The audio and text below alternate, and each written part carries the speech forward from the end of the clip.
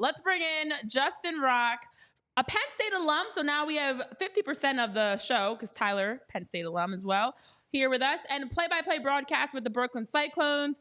Justin, the question that's clearly on everybody's minds, are you or are you not someone that buys ABC joggers, anti-ball Uh, crushing pants from I Lululemon?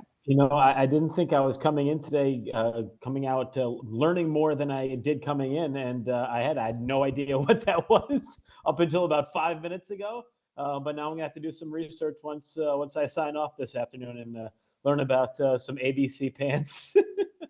Crotch technology has come a long way, Justin. We're really thriving in Oh, good 2024. Lord. Well, These are the welcome into things the that hype me in PHLY. minor league baseball. I was say, welcome into the PHLY Phillies podcast, where you will talk about any and everything. Who knows where we're going to go next?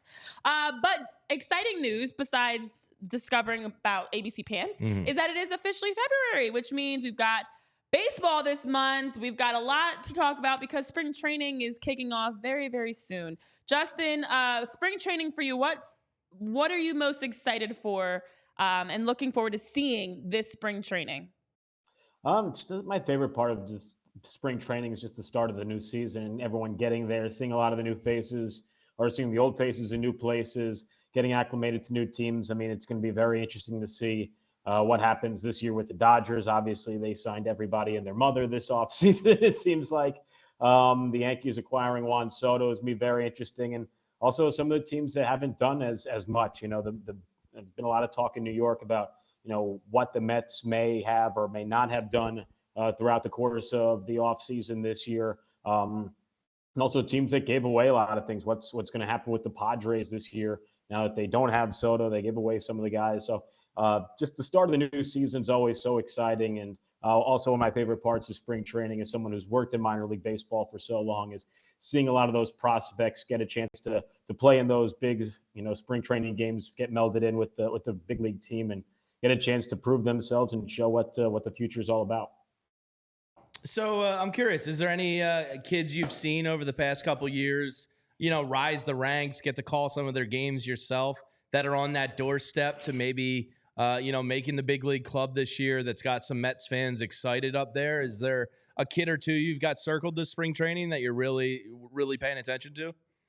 Absolutely. I mean, the guy that really blew everybody away in terms of performance last year, the Mets organization, was Jet Williams. I mean, he joined the Cyclones, the 19-year-old, in August, beginning of August of last year, and I mean, only got better, moving up from single A St. Lucie to the high A level. He dominated the level of competition so much so that after our season ended, the first week of September, jumped up for the final week of the year at Double A Binghamton and had a great postseason run, helped lead them to the Eastern League Championship Series before they lost to the Tigers affiliate in Erie. But he's the guy that said, he was straight up front talking to media in Brooklyn shortly after he arrived. Said his goal this year in 2024 is to be in Queens at some point at Citi Field. He said it to folks when he was awarded minor league player of the year at Citi Field in September. But he's the guy that is rapidly rising up prospect rankings. Right now, a lot of teams have him or a lot of prognostications have him in the 30 to 40 range. But in my eyes, he's one of the top prospects in baseball. I mean, he's somebody that sort of reminds you of an Alex Bregman kind of type, guy who's smaller in stature but can play all over the infield and has a whole lot of deceptive power that was really impressive to see, especially considering the ballpark in Coney Island does not play to the hitter's advantage at all. Yeah. I mean, we've talked a lot about prospects. In your opinion, Justin, what do you notice really helps prospects in taking that next step? What have you seen as maybe the common factor or element to their game besides just time that you feel like has helped them be ready for the majors?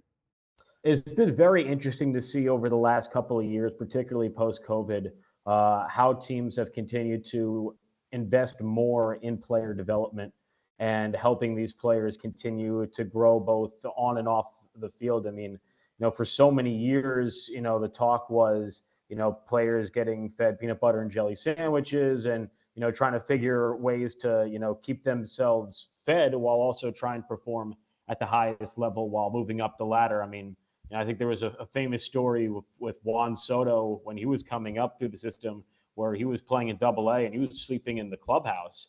And so I was like, we can get you somewhere. It's like, oh, okay, it's fine. I'm not going to be here for very long. And he wasn't. But now, since COVID and a lot of changes in the minor league system, the parent clubs are taking care of housing for teams and players, their coaching staffs, the support staff. A lot of teams have nutritionists. That's something that's been noticed, whether we're in Brooklyn or maybe we're on the road to Jersey Shore, where the Phillies have an affiliate, Hudson Valley, where the Yankees have an affiliate, wherever in the South Atlantic League. A lot of teams have these great big nutritionist, investments. I mean, we traveled with a nutritionist all year with the Cyclones, and there was, sometimes players didn't eat what was provided, but there was always going to be some sort of, protein, vegetable, a well-balanced meal for them, pre-game, post-game, whenever, healthy snacks available to them. So the investment from so many of these teams across Major League Baseball has really helped these players, not have to worry about so many things. I mean, that was the biggest thing coming out of COVID, talking to players, was just like the relief of not having to worry first arriving someplace, getting housing, and then getting promoted or demoted wherever, and then trying to have somebody jump into their lease. There's so many different mind games being impacted with these players. Some of those things are now being taken out of the aspect of their job, and it's helping them be able to just focus on being their best baseball player they can be. So you mentioned the Jersey Shore Phillies team, the Blue Claws up there. In your games last year for them, who kind of stood out to you a little bit on that Jersey Shore team? I mean, I think it was so interesting, when I started tuning in before hopping on here was, you're talking about the bullpen, and one of the guys that we saw early in the season was Orion Kirkering. And I remember Greg Giambarisi, the voice of the Blue Claws, has been there for quite a while. And one of the first things he said to me shortly after he arrived, and he was on prospect list, was, the talk was already then, by the time he was just getting promoted to high A, was they think this guy's going to end the year in Philadelphia. And sure enough, he did, and performed at the highest level as well in the postseason.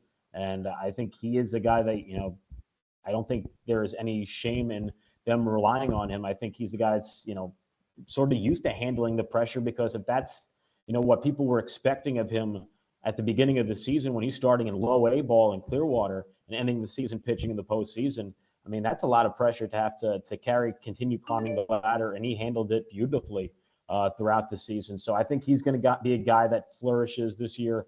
Tommy McCullum was also a guy in Jersey Shore in the bullpen, as a guy that's worth watching.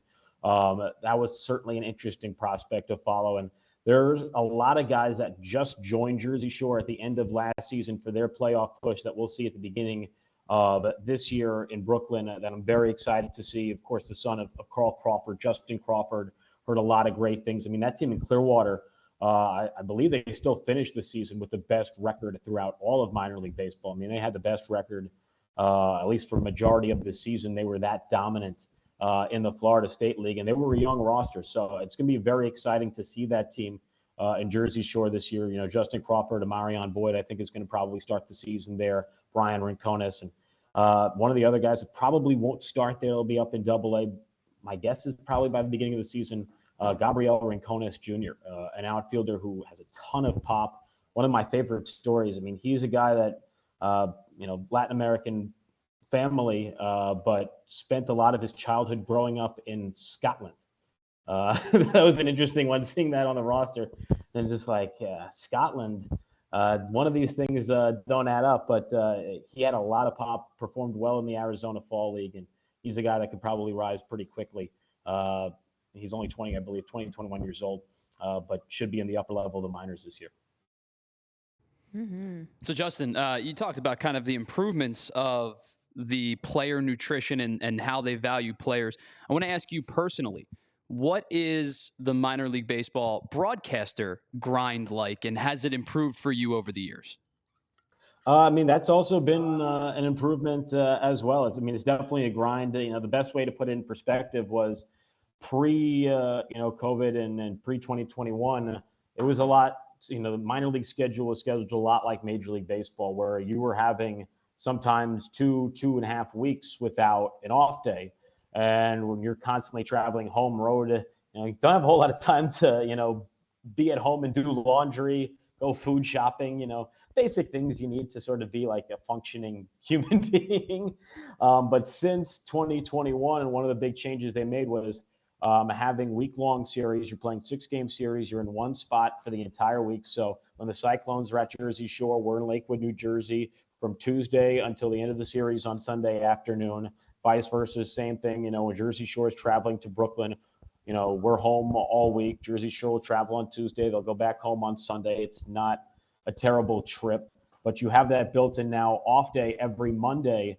And that has been also such a great resource, not only for me as a broadcaster to have time to do those things like, have clean clothes and have fresh food and all those things, and have a chance to reset and get caught up on other things work-wise, but also for the players themselves to have a day to sort of reset, get away from the ballpark. Say, for instance, a prospect is having a tough week. Okay, go home, have a day off, reset, play some video games, go to the, depending on where you're located, go to the beach, get away from it for a day, then come back on Tuesday refreshed, reinvigorated, and ready to get back to work. And I know a lot of players have really appreciated being able to have that, that time away from the ballpark as well, to just get their mental correct sometimes as well, and not just be constantly in that state of, wake up, go to the ballpark, go home.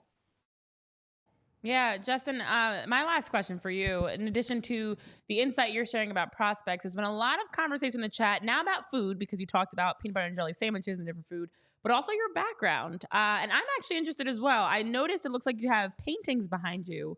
I'm curious to know where you're sitting right now, because it looks like a museum almost. I don't know if this is your house. Congrats on all your success. Yeah, I know this is a slight flex that we're seeing, but paintings No, behind you. I wish this was. I guess this is in somewhat of a flex. And in flexing, my girlfriend.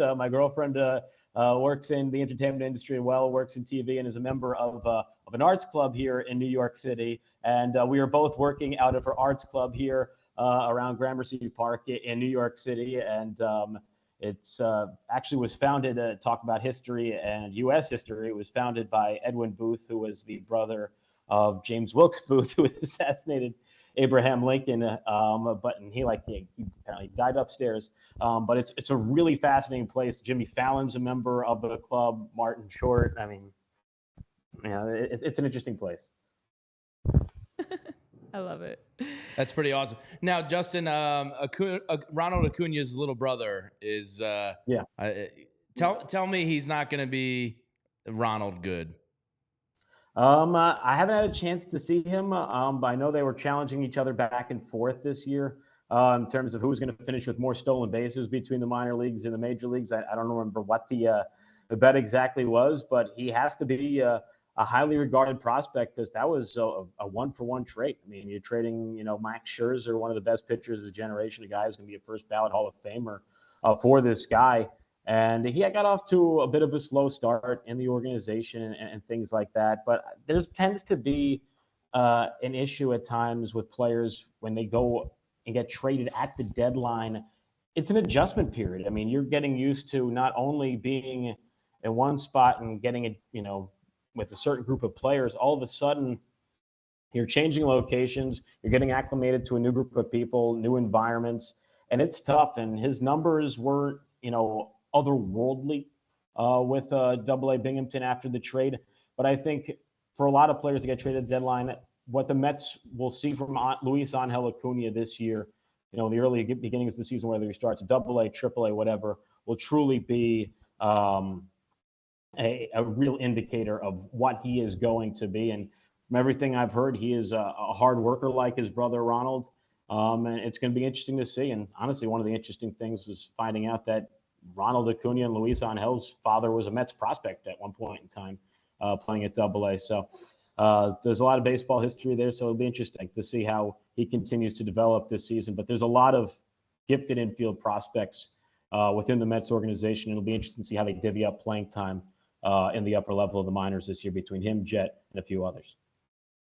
I just can't deal with two great Acuñas in the NL East. That's not good for Phillies business. Last one for you. The Mets have been a little dormant this offseason. It kind of seems like they're almost recalibrating their spending. I fear in the back of my mind they want Zach Wheeler back next year, although they didn't end on the best of terms the first time around. What do you kind of get the sense as the Mets' direction here? Are they going to just try and make a big splash next year with the free agent class? Do they believe they have some kids that are about to be homegrown, staples of that lineup? Where do you kind of see their direction going here? It's interesting because they don't have some of the top flight name prospects that you hear from other organizations when they had this big influx of youth coming up. You saw with the Astros, the Cubs, the Yankees in 2017, some of those teams. For the Mets, it's sort of been quieter. Jet Williams is going to be a real, noisemaker in the organization this coming season after he was already this year. But there's a lot of guys, especially now at the upper level, AA, AAA, that are sort of on the cusp and could have breakout seasons and could be impacting the major league roster for the Mets by midseason. Christian Scott was a guy who started the season in Brooklyn this past year, ended the season in AA. Yoander Suarez, a guy who came back from Tommy John surgery, full health this year, is a guy who I think is probably going to be in the bullpen long term, but that's going to help his stuff play up. I think he's a guy that can help their bullpen long term. Mike Vassell in AAA is a guy that's right on the cusp. Tyler Stewart had the best ERA in minor league baseball for most of the season as well. He's a guy who is already very advanced. Dylan Rocke was with the Cyclones. He's a guy that's going to impact that bullpen as well, probably sooner rather than later. So there is a whole smattering of guys, especially on the pitching side of things, which is where a lot of the focus has been in the offseason, what the Mets have not done, in terms of whether going after Ohtani or Yamamoto or some of the other big flight pitchers that were on the market or might still be on the market in terms of Blake Snell. They have some guys and some horses coming up through the system that they really, really believe in. And they have some really good development coaches up in the upper levels of the minors that are going to help them get there. It's just a matter of whether or not these guys that are on the cusp, are they going to take that step forward this season and, become major league players, or are they going to need, an extra year or two of seasoning in the upper level of minors before they're ready? But from what I saw last year, guys like Scott, Stewart, Blade Tidwell as well, they're going to be ready to help out. And there are some, relief arms as well that will be up in the, the major league bullpen before long that will help them out, much like Orion Kirkering with the Phillies this past year.